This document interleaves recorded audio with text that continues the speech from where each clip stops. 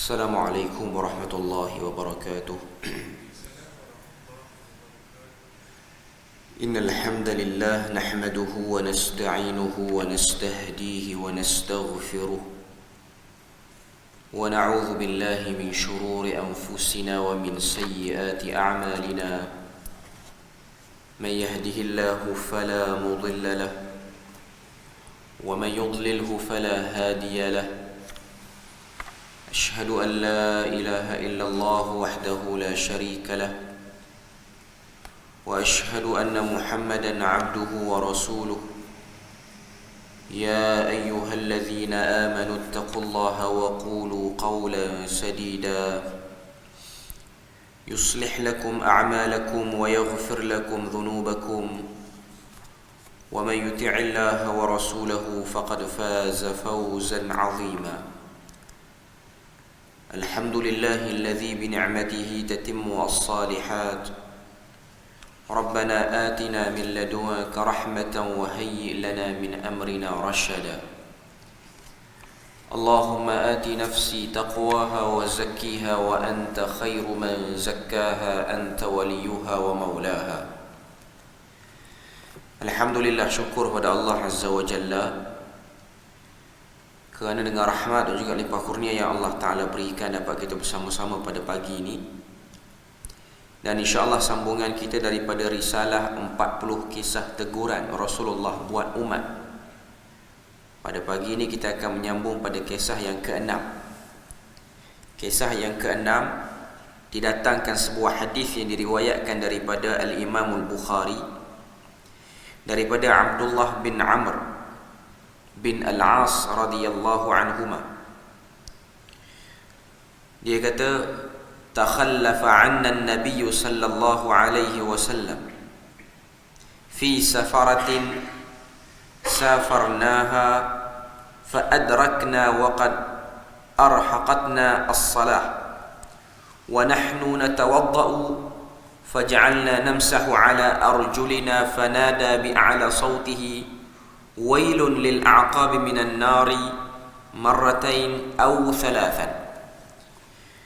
Maksud hadis ni, kata Abdullah bin Amr radhiyallahu anhuma, takhallafa 'anna an-nabi, Nabi sallallahu alaihi wasallam terlewat bersama dengan kami dalam satu perjalanan. Fa adrakna wa qad arhaqatna as-salah, ketika mana kami disusuli ataupun diikuti oleh Nabi, waktu salat pun sudah hampir habis. Tak disebut dalam hadis ni salat apa, tapi yang pasti ianya ialah salat fardu. Wa nahnu natawadda'u, kami pun pada waktu itu berwudu. Faja'alna namsahu arjulina, lalu kami hanya menyapu kaki kami, tidak membasuh kaki tapi menyapu kaki. Fanada bi'a'la sawtihi, lalu Nabi pun telah melaungkan dengan suara yang kuat, wailun lil a'qabi minan nari marratain aw thalathan, celakalah bagi tumit-tumit yang tidak basah dan ianya akan masuk ke dalam neraka. Baginda menyebutnya sehingga 2 ataupun 3 kali. Hadis yang diriwayatkan oleh Al-Imam Al-Bukhari ini cerita pada kita bahawasanya keadaan para sahabat dalam sebuah bermusafiran, bila mana mereka nak kejar waktu salat, mereka membersihkan diri iaitu berwudu dengan keadaan yang kurang cermat, maknanya tidak berwudu dengan sempurna, sehingga mereka telah menjadikan kaki itu disapu, tidaklah dibasuh. Sebab kaki ni kita kena al-ghuslu, iaitu kita membasuhnya sehingga nampak mengalir air. Tidak disapu seperti mana yang dibuat di sebahagian daripada kepala. Pertama daripada hadis ni kita boleh tengok yang paling jelas ialah kepentingan mengambil wuduk dengan sempurna. Hadis menunjukkan kewajipan membasuh kedua kaki ketika berwuduk, dan tidak sah jika hanya sekadar menyapu tanpa membasuh. Ini dapat difahami daripada perkataan Nabi, apabila Nabi menegur para sahabat yang menyapu sahaja kaki mereka tanpa membasuhnya dengan rata menggunakan air. Sebab apa benda itu penting? Sebab kesempurnaan wudu itu ialah ibu kepada segala ibadah. Jika wudu itu tidak sah, maka salat yang ditunaikan juga tidak sah. Begitu juga dengan amalan lain yang perlu mengambil wudu dengannya, antaranya ialah tawaf, salat jenazah dan lain-lain. Cuma yang disepakati dua ibadah yang perlukan wudu, iaitu salat dan juga tawaf, yang mana disebut dalam kaedah ma la yatimu bihi wajib fahuwa wajib. Sesuatu yang menyempurnakan dengannya ibadah wajib, maka ianya juga berada pada kedudukan wajib, iaitu wudu. Maksudnya satu orang tu dia kena bersih daripada hadas besar dan juga hadas kecil. Dan hadas kecil itu hanya akan terangkat dengan satu orang yang ada wudu. Dalam permusafiran, menjadi kebiasaan manusia ni bila mana dia bermusafir, dia letih. Dalam hadis Nabi sebut, as-safaru qit'atun minal azab. Bermusafir itu ialah sebahagian daripada azab. Maknanya ianya benda yang menyusahkan dan meletihkan. Tambah pula permusafiran pada zaman dahulu menggunakan haiwan sebagai kenderaan, tidak bertutup macam kenderaan yang ada sekarang daripada kereta dan apa saja kenderaan yang moden lah. Jadi bila mana satu orang tu dia bermusafir, dia akan berada dalam keadaan letih, pakaiannya tidak terurus dengan baik, tubuh badannya pun tidak dapat diurus dengan baik. Maka bila mana dia nak melakukan ibadah, dia tak dapat memberikan fokus yang baik. Bukan hanya pada ibadah, bahkan pada tata tertib sebelum ibadah itu, iaitu wudu. Sebab tu ada hadis yang diriwayatkan daripada Al-Imam Abu Daud. Nabi menceritakan tentang kelebihan orang yang bermusafir dan menyempurnakan wudu. Bila mana satu orang tu dia musafir, dia cuba berwudu dengan sesempurna mungkin. Sebab tu dalam hadis yang lain Nabi sebut, ma yamhu bihi al-khataya wa yarfa'u bihi ad-darajat. Perkara yang menghapuskan dosa dan mengangkat darjat, salah satunya ialah isbaghul wudu' 'alal makarih.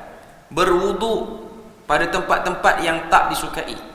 Tak disukai itu maksudnya ialah waktu-waktu yang meletihkan ataupun waktu-waktu yang dia santai sangat, menyebabkan kita ni rasa malas. Waktu yang meletihkan ialah waktu bermusafir. Waktu yang santai ni ialah waktu pagi macam sekarang ni lah. Sebab tu bila mana orang yang berwuduk pada waktu sekarang, dia nak berwuduk dengan wuduk yang sempurna, tambah pula baru bangun tidur apa semua ni, suasana pula hujan macam sekarang ni. Jadi kita kadang-kadang berwuduk dengan lebih kurang saja. Apatah lagi kalau duduk di negara yang bercuaca sejuk sehingga boleh turun salji. Ianya satu cabaran untuk satu orang tu dia berwuduk dengan baik. Cuma nak katanya ialah tentang kedudukan dan kesempurnaan wuduk itu. Ianya satu benda yang dititik beratkan. Sebab itulah kita melihat i'tina, perhatian para ulama terhadap wuduk ini banyak. Dalam kitab-kitab hadis, kitab-kitab yang menjadi sumber rujukan utama seperti Bukhari, Muslim dan lain-lain, adanya dalam tu babul wudu ataupun kitabul wudu. Bab menerangkan kepada kita tentang apa benda yang mencantikkan wuduk satu orang, apa benda yang merosakkan wuduk satu orang. Jadi bila mana Nabi SAW dia tegur para sahabat dengan a'la sautihi, dengan suara yang tinggi ni, menunjukkan ianya sesuatu yang serius. Dalam risalah ni penulis dia kata, setiap individu muslim mestilah berhati-hati ketika berwuduk agar seluruh anggota wuduk terkena air kesemuanya. Disebabkan itu antara sunnah Nabi ketika berwuduk adalah meratakan air pada anggota wuduk dengan menggunakan tangan agar air itu rata keseluruhannya. Dan ianya menjadi syarat sah kepada wuduk itulah. Bila mana kita berwuduk, kita berwuduk dengan meratakan semua anggota-anggota yang perlu kena air wuduk itu. Selain itu juga, antara fadilat atau kelebihan orang yang berwuduk seperti mana yang diriwayatkan oleh Al-Imam, seperti mana yang diriwayatkan oleh Al-Imam Al-Bukhari dan juga Al-Imam Muslim daripada sahabat yang bernama Abu Hurairah radhiyallahu anhu, dia telah mendengar Nabi bersabda, "Inna ummati yud'auna yawmal qiyamati ghurran muhajjalina min atharil wudu. Faman istata'a minkum an yutila ghurratahu falyaf'al." Dalam hadis ni Nabi kata, "Inna ummati yud'auna yawmal qiyamah." Sesungguhnya umatku akan dipanggil pada hari kiamat ghurran muhajjalin, dengan dahi, tangan dan kaki yang berseri-seri disebabkan kesan daripada wudu. Faman istata'a minkum, barang siapa yang mampu daripada kamu, ayyutila ghurratahu, melebihkan basuhan pada dahinya, pada tangannya dan pada kakinya, Nabi kata falyaf'al. Dalam hadis ni dia tunjuk pada kita bahawasanya perbuatan melebihkan basuhan pada anggota-anggota wudu ianya sunat. Sebab Nabi kata man istata'a, sesiapa yang mampu. Bila mana sebut sesiapa yang mampu ni, dia tak wajib secara total. Dia hanya sunat, tapi sunat yang tinggi lah, yang berada pada tuntutan yang tinggi. Maknanya dianjurkan sangat-sangat untuk kita buat. Kalaulah pada zaman Nabi itu dengan sumber air yang terhad, para sahabat antaranya Abdullah bin Mas'ud, selain pada tu Abdullah bin Umar dan lain-lain, mereka ni bila mana berwuduk, mereka melebihkan basuhan anggota wuduk, sehingga ada sebahagian riwayat mengatakan ada yang membasuh tangan sampai ke bahu, bukan tangan sampai ke siku lagi. Ada yang membasuh kaki bukan hanya sampai ke buku lali, bahkan ada yang sampai ke parah betih. Basuh kaki kerana inginkan kelebihan itu. Maka kita yang berada pada zaman ataupun keadaan yang sumber air ni taklah teruk macam zaman Nabi dulu, dan sumber air kita ni bersih dan banyak, lagi-lagi bolehlah untuk kita mengamalkan. Sebab Nabi kata falyaf'al, hendaklah dia lakukan. Cuma benda yang kita kena tahu, bila mana satu orang tu dia berwuduk dengan sempurna ni, ianya bukanlah menggunakan kuantiti air yang banyak. Dalam riwayat sebut Nabi SAW menggunakan air untuk berwuduk itu kadarnya ialah 1 mud. 1 mud ni dalam perkiraan moden 250 ml ataupun 300 ml. Ada yang kata sehingga 400 ml, maknanya satu botol mineral yang kecil itu, itulah kadar Nabi berwuduk sempurna, bukan berwuduk wajib.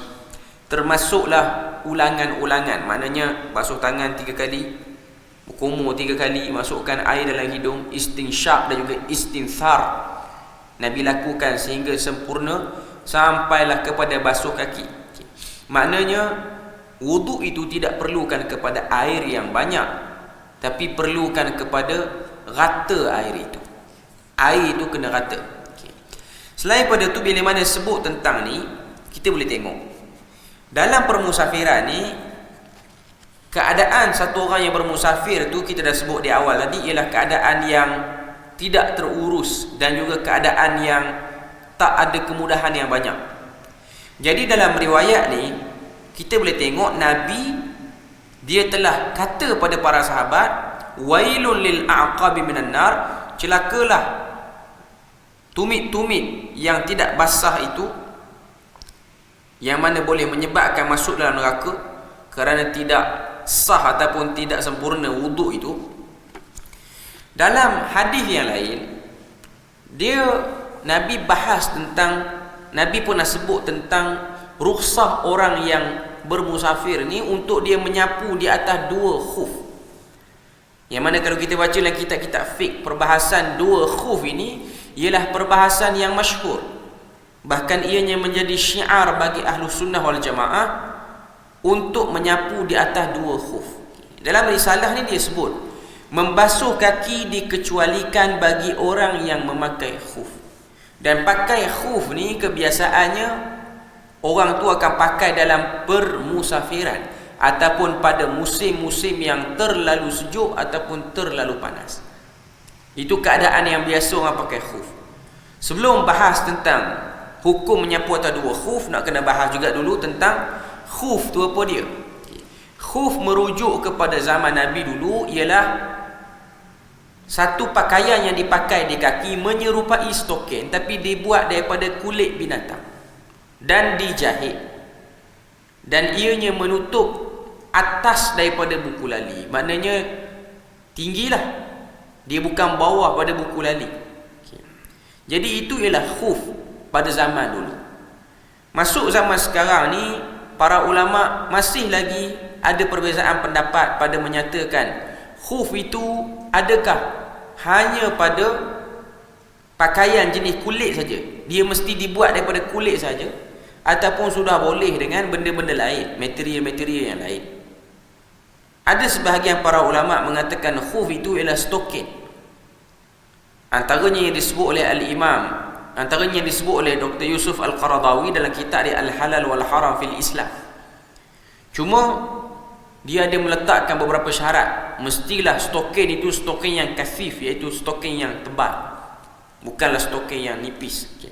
Stokin yang melepasi buku lali. Sebab zaman moden ni stokin dah banyak jenis juga. Dia ada stokin yang bawah pada buku lali tu, yang jadi trend sebahagian orang pakai, dia bawah pada buku lali. Yang tu tak termasuk daripada apa yang kita bahas. Ada sebahagian para ulama mengatakan stokin tak syarat lah, kata dia tu tebal ke nipis ke, yang penting dia stokin pakaian, dia tak syarat buat pada kulit, dia menutup keseluruhan kaki kita sampai pada buku lali, dia dikira sebagai khuf. Termasuklah dalam khuf itu ialah kasut boot yang tinggi yang dipakai oleh sesetengah orang yang kerja yang berat, ataupun tentera dan polis yang pakai, itu termasuk dalam khuf juga. Jadi bila mana dia nak salat, dia boleh ambil keringanan menyapu di atas dua khuf. Macam mana nak dapat keringanan menyapu atas dua khuf ni? Pertama, orang yang nak dapat keringanan ini, nak dapatkan rukhsah ni, dia perlu ada wuduk. Dalam erti kata lain, dia sudah bersih pada hadas besar dan juga hadas kecil sebelum daripada memakai khuf itu. Sebab hadis daripada Jabir, bila mana Jabir ni dia nak cabut khuf Nabi waktu dalam musafir, Nabi kata, dakha, biarkan khuf itu, sebab aku telah memakainya dalam keadaan aku ada wuduk sebelum itu. Maknanya dia ada wuduk siap-siap, lepas pada tu dia pakai. Kita sebut umum lah, kita ambil pandangan yang kata stokin pun masuk sekali. Orang yang pakai stokin, orang yang pakai kasut yang tinggi, boot tu, stokin, kasut yang biasa, kasut rendah tapi pakai stokin pun dia masuk dalam tu. Maknanya khufnya ialah pada stokinnya. Orang yang pakai dalam keadaan dia berwuduk, dia sudah dapat rukhsah untuk menyapu di atas dua khuf ataupun stokin. Yang nak pegang pendapat kata khuf tu mesti stokin kulit, dipersilakan, tak ada masalah pun. Cuma cerita dia ialah nak pakai, sebelum pakai tu kena ada wuduk lah. Bila mana dia terbatal wuduk, dia melakukan perkara-perkara yang membatalkan wuduk, bukan menyebabkan dia berhadas besar, cuma berhadas kecil saja. Dan bila mana dia nak ambil balik wuduk, dia nak berwuduk lagi, dia buat macam biasa, tapi sampai pada dekat kaki dia tidak membasuh kaki, dia hanya menyapu di atas dua khuf. Macam mana dia sapu di kepala, begitulah dia sapu di kakinya. Maknanya kita andaikan ni kaki kita ni, tangan yang dah lembab dengan air wuduk itu disapu daripada atas sampai ke bawah, bahagian atas, bahagian atas kaki itu, bukan tapak kaki. Ada riwayat mengatakan atas dan bawah, tapi jumhur mengatakan atas sahaja. Ada yang kata sekali, ada yang kata 3 kali. Maknanya orang yang nak pakai keringanan rukhsah ni, kalau dia pakai stokin, contoh orang yang kerja di pejabat, dia tak tanggalkan stokin dia tu, dia pakai seharian, dia pakai. Syarat dia ialah orang yang tak pergi mana-mana, dia tak musafir, dia bermukim saja, dia pakai stokin tu seharian.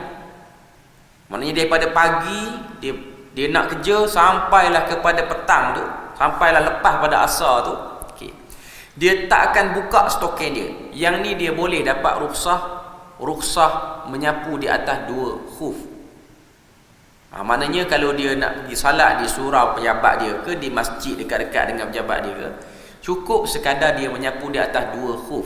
Cuma perbuatan ini masih lagi tak menjadi kebiasaan orang tempat kita ni. Sebab biasanya orang yang salat di tempat kita ni, walaupun dia pakai stokin, dia tanggalkan juga stokin dia. Tak salah buat. Cuma saya nak kata dia ada keringanan. Apatah lagi yang pakai kasut yang payah nak buang tu, macam tentera dan juga polis, dia tak perlu tanggalkan kasut dia, dia cukup menyapu di atas kasut dia tu saja. Benda tu boleh. Okay. Untuk orang yang bermukim dalam mazhab Syafi'i, 1 hari 1 malam. Since dia tanggalkan sekali, dia tak dapat rukhsah. Contohnya, dia tak salat pun, cuma dia terlupa, dia tanggalkan. Maknanya dalam pukul 10 tu dia pergi tanggalkan. Mungkin sebab nak buat apa ke, nak masuk tandah apa semua, dia tanggalkan. Dia tak dapat rukhsah tu. Dia syarat dia jangan ditanggalkan stokin ataupun kasut itu. Okay.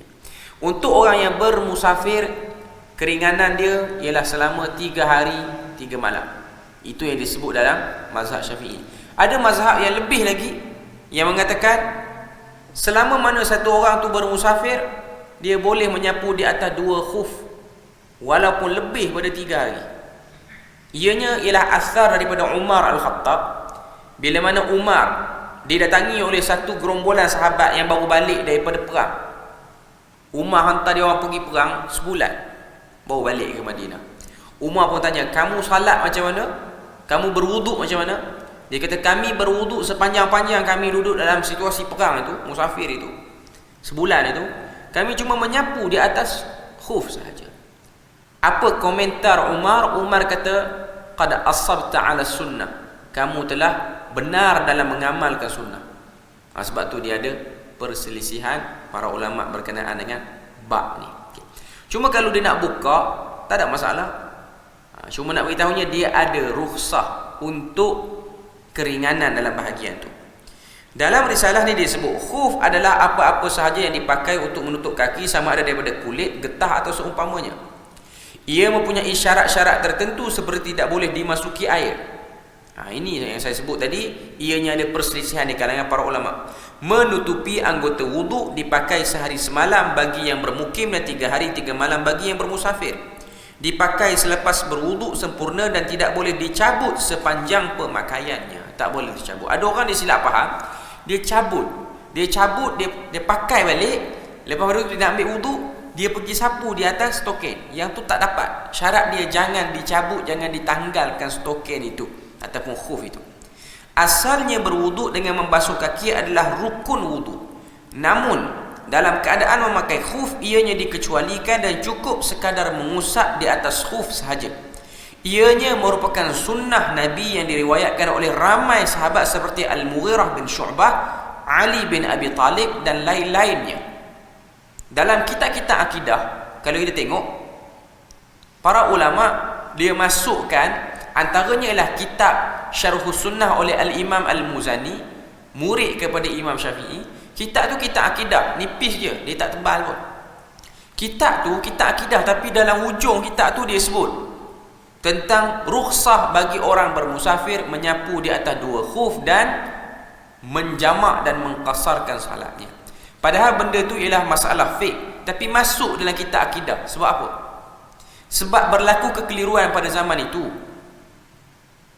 Antara syiar golongan Rafidah ni syiar, ialah mereka menyapu di atas kaki.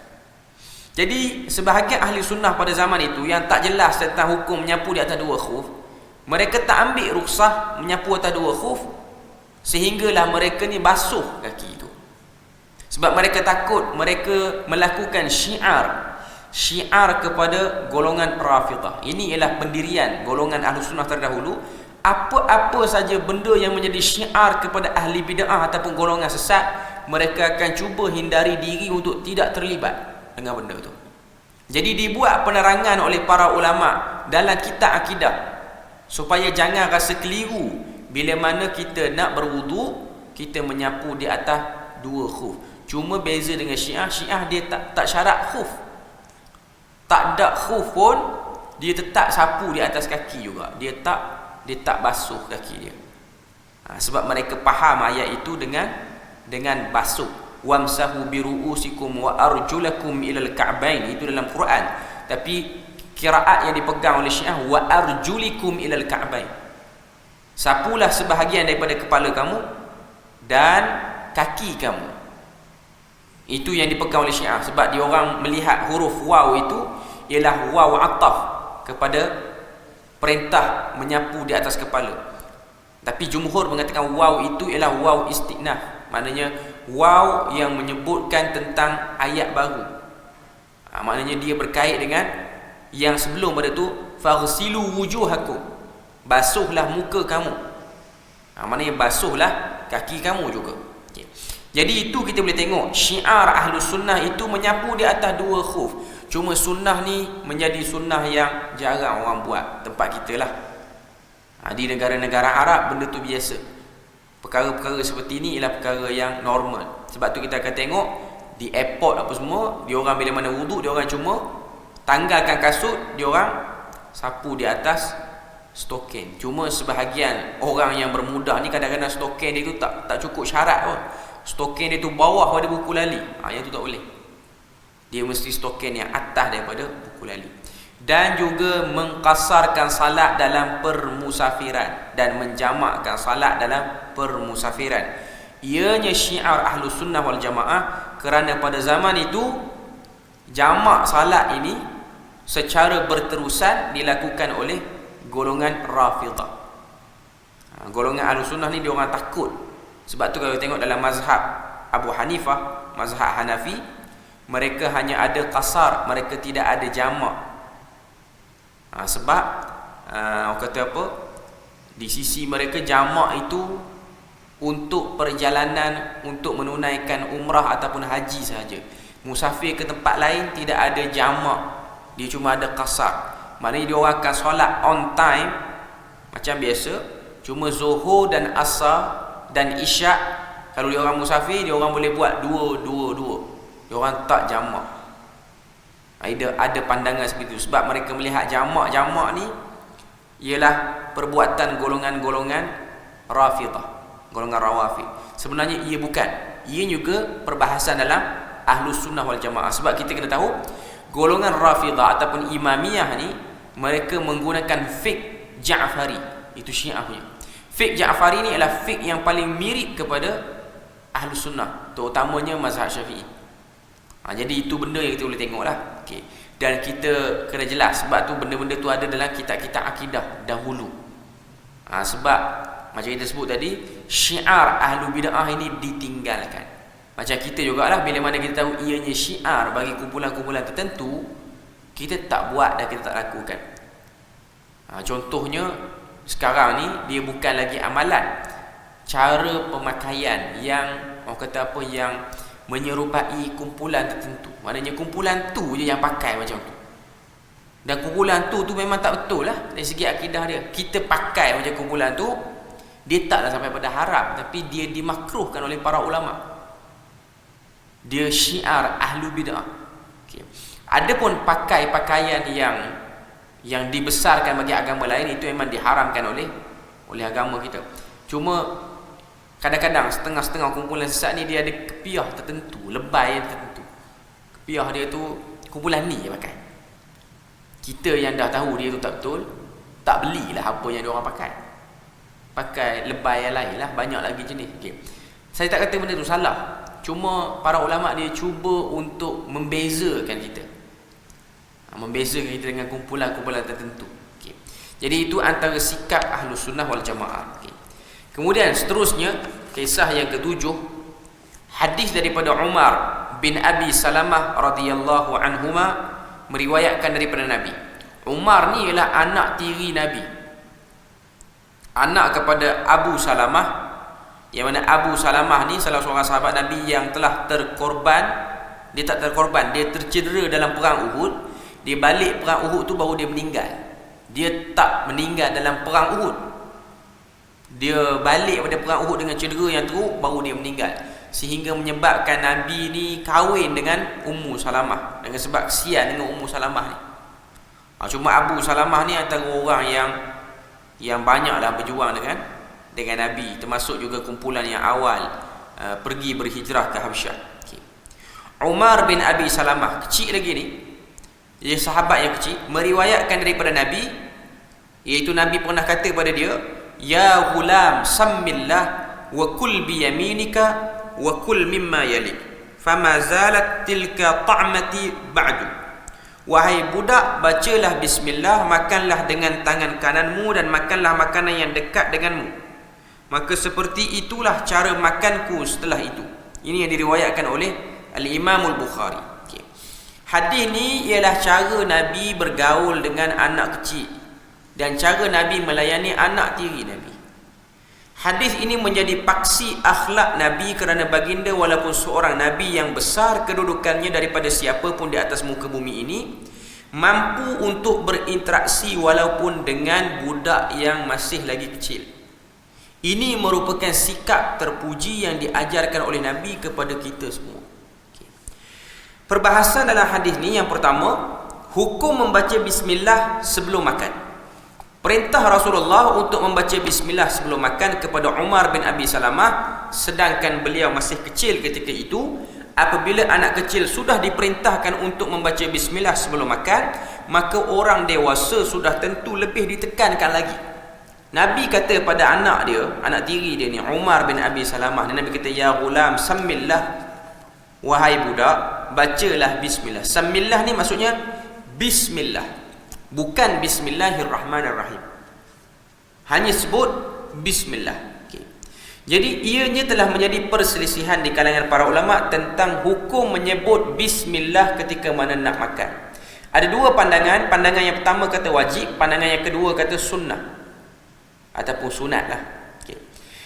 Pandangan yang mengatakan wajib itu ialah apa yang dipegang oleh Ibn Hazm Al-Andalusi, yang mana terkenal dengan pandangan dia yang Az-Zahiri, daripada Daud Az-Zahiri, juga Ibnu Muflih, juga Ibnu Abi Musa, yang mana kata, kalau kita tengok, tidak mungkin satu perintah menghasilkan hukum yang berbeza. Itu pandangan kumpulan ni.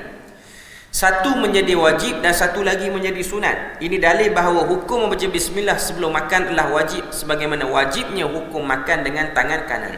Maknanya satu orang yang makan tanpa sebut bismillah, bagi pandangan ini telah melakukan perkara yang dosa lah. Maka kita kena baca bismillah kalau kita nak makan. Itu pandangan pertama. Pandangan kedua, hukumnya sunat, dan ini ialah jumhur para ulama, bahawa hukum membaca bismillah ketika makan adalah sunat. Ini yang disebut oleh Al-Aini dalam kitabnya Umdatul Qari, syarah kepada Sahih Bukhari, dan An-Nawawi dalam kitabnya Al-Minhaj, syarah kepada Sahih Muslim. Persoalan yang ditimbulkan, salah ataupun tidak untuk membaca bismillahirrahmanirrahim, ataupun doa makan yang lebih panjang dan formal macam setengah-setengah orang, nanti kita akan sebut. Sekarang nak bahas dulu antara bismillah dengan bismillahirrahmanirrahim. Zahir hadis, Nabi kata sammillah, yang diperintah hanyalah bismillah tanpa tambahan bismillahirrahmanirrahim. Namun ada sebahagian para ulama yang meringankan dalam bab ni. Antaranya ialah Al-Imam An-Nawawi dan juga Ibnu Muflih. Mereka mengatakan tidak mengapa untuk menambahkan dengan kalimah Ar-Rahman Ar-Rahim. Maknanya kalau nak sebut bismillahirrahmanirrahim pun tak ada masalah. Adapun yang kedua ialah membaca doa-doa yang lain sebelum pada makan. Antara doa yang orang kita ni selalu duk baca ialah Allahumma barik lana fima razaqtana wa qina azabannar. Bismillah ala barakatillah, macam-macam lah. Okay. Doa itu pertama, riwayat tentang doa itu ada ataupun tidak. Okay. Kalau nak bahas adalah dalam kitab. Okay. Kalau nak bahas dari segi ketepatan, autentik riwayat itu, maka ianya menjadi perbahasan di kalangan para ulama tentang adakah Nabi membacanya seperti itu waktu nak makan. Okay. Ada riwayat, dan riwayatnya dhaif. Bila mana nak makan sebut Allahumma barik lana fima razaqtana wa qina azaban nar. Okay. Maknanya tak salah pun. Sebab ianya ialah riwayat yang dhaif. Okay. Cuma saya nak sebut sini ialah perbuatan mengangkat tangan waktu nak makan, waktu berdoa nak makan tu. Okay. Adakah ianya benda yang betul ataupun benda yang tepat? Okay. Dia ada beberapa keadaan. Okay. Pertama, dia nak makan, dia angkat tangan, dia berdoa Allahumma barik lana. Saya dah kata lafaz tu tak ada masalah. Okay. Cuma yang tepat ialah bismillah. Bismillahirrahmanirrahim pun boleh. Okay. Yang kedua ialah angkat tangan, macam doa lepas sembahyang apa semua. Okay. Pertama, angkat tangan untuk berdoa sebelum daripada makan ini, ianya tidak ada riwayat yang jelas tentang benda ni. Okay. Yang kedua ialah satu orang dia makan ramai-ramai, dia lantik satu orang jadi ketua baca doa. Yang ni menjadi kebanyakan orang duk buat lah. Ada orang dia ajar daripada rumah lagi, anak dia baca, bukan dia yang baca. Dia suruh okey Alung, tak kira lah adik ke apa, baca doa, dia pun angkat tangan sekali. Okay. Benda tu dari segi tepat, ni saya nak bahas ni lah, dari segi tepat ataupun tidak, dia tak tepat. Itu saja jawapan yang kita ada. Okay. Dari segi salah ataupun tak salah, okay, benda yang dah tak tepat, dah tahu ada yang lebih tepat lagi, jangan duk timbulkan spekulasi dan provok lagi di situ. Okay. Ada orang dia kata salah ke hanya kerana benda tu. Okay. Sekarang ni hidup nak mencari petunjuk yang paling dekat dengan Nabi, bukan yang jauh sipi-sipi. Orang dah datangkan satu petunjuk yang clearly by Nabi, dan ada satu lagi petunjuk yang orang kata Nabi, tapi nak buktikan Nabi buat, ada banyak sikit orang kata apa, problem dia. Okay. Sekarang dah ada dua pilihan. Satu yang memang exactly clear, tak ada apa-apa orang kata apa problem. Nabi tak pernah angkat tangan, Nabi cuma sebut bismillah dan Nabi pun makan. Nabi ajar kepada anak tiri Nabi macam tu. Dalam riwayat ni dia sebut samillah kul bi yaminik, sebut bismillah, makan dengan tangan kanan, wa kul mimma yalik, dan makanlah makanan yang dekat denganmu ataupun makanan yang hampir denganmu. Dalam risalah ni dia bahas, jika makan secara berjemaah, adakah cukup wakil seorang sahaja membacanya? Perkara ini diperselisihkan oleh para ulama.